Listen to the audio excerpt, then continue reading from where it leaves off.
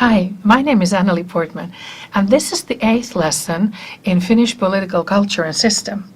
In this lesson, we will take a look at social capital, what it is and what it looks like in the Nordic countries and in Finland.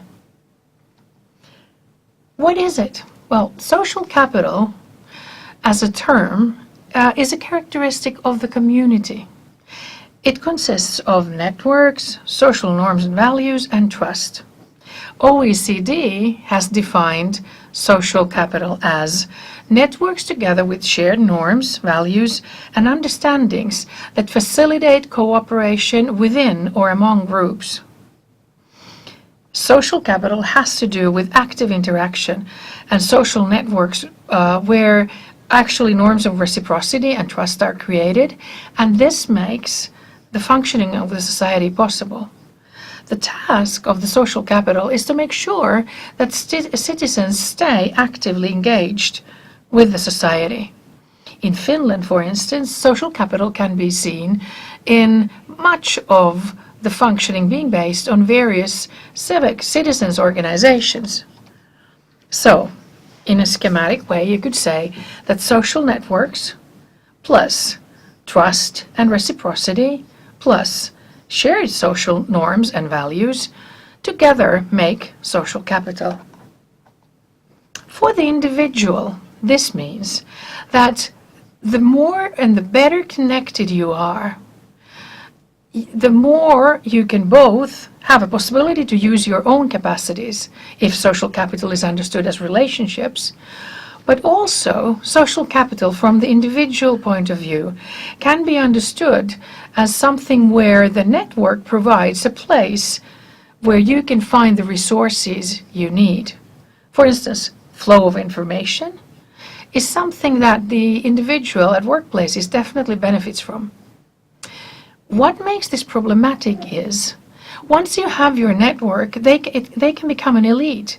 They can become something where being the insider is very costly in terms of human or psychological costs. And so it leads to not wanting to leave the group even though you can't really share the network's goals or wouldn't want to be part of it. This is especially seen, for instance, in gangs.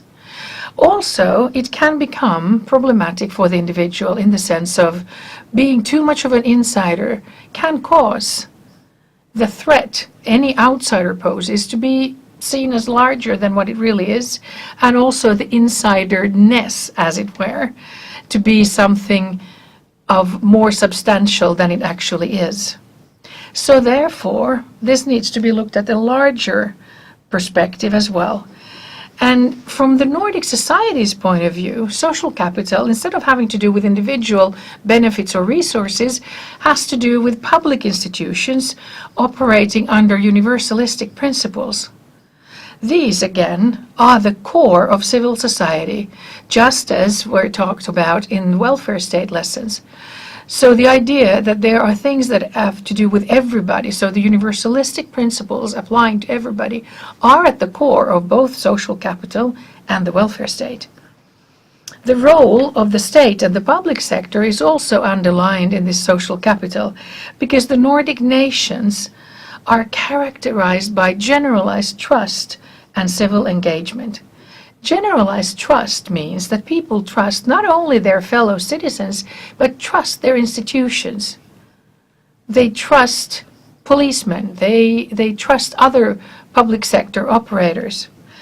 And the Nordic sector then, the Nordic experience, shows that universalistic welfare state is better than, for instance, more selective based models, benefits-based models, in upholding the idea that citizens have that the society is fair, that there is general social justice, that there are shared norms and values, which again provide a ground from which social capital can grow.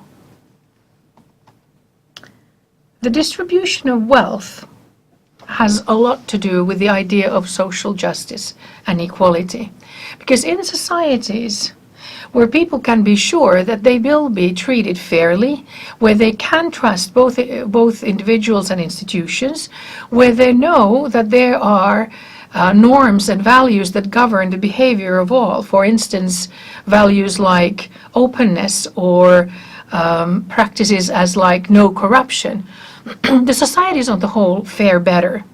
And so therefore, this global map that shows the greener, the more equal societies can also be as an index of where there is more social capital, therefore more grounds for well-being, therefore more grounds for all kinds of prosperous developments to happen. Inequality simply is not good for human beings at all. Inequality, economic inequality in particular, produces shorter lifespans, produces health problems, is at the basis of social problems, upholds poverty where it shouldn't be upheld at all by any institutions or practices. And so therefore there are two books that I warmly recommend that are not part of the real course readings, but that you should know about nevertheless. One is by Göran Terborn, The Killing Fields of Inequality, and the other one that has tackled a lot of Western research is called The Spirit Level, Why Equality is Better for Everyone, where Richard Wilkinson and Kate Pickett have looked at a great deal of data to show what happens when inequality reigns, and therefore what happens when things turn out more equal. Trust is the unit of measure, the currency of social capital. There are simply some things where without trust you cannot do. And trust is also at the basis of democracy. It is the glue that holds society together. Trust is also something that has a very strong influence on all kinds of economic movings, because without trust, economy also collapses and cannot function. Trust helps in understanding how the society can be at the same time upholding social order and social plurality. If I trust my fellow beings, I know that even if I disagree with them, they are still trustworthy. Or if I trust an institution, I might not approve of all its decisions, but I know that it can still be trusted. It's especially important in democratic societies to have trust, because legitimate power is based on it. Legitimate power is based on the citizens understanding that the government or the president or whatever public institution there is acts on their behalf and in goodwill. Linked with trust in other people and institution is also low corruption, or the perception of it. And in this, Finland has long been among the countries where there is the least amount of perceived corruption. So this is also a consequence of trust and hence social capital.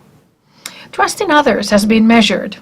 So people have answered, you do not trust any other person, or most people can be trusted from 0 to 10, where 10 is most people can be trusted.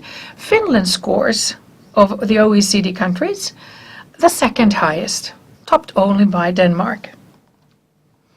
The consequences of social capital and trust can sometimes be as dramatic as can be seen in this picture, where having to face a collapsed bridge, you can still get over it by the help of other people. Social capital produces this. You have welfare state that emphasizes that everybody is included. So there's a universalistic principle which ensures then fair treatment, general justice, and common ground rules.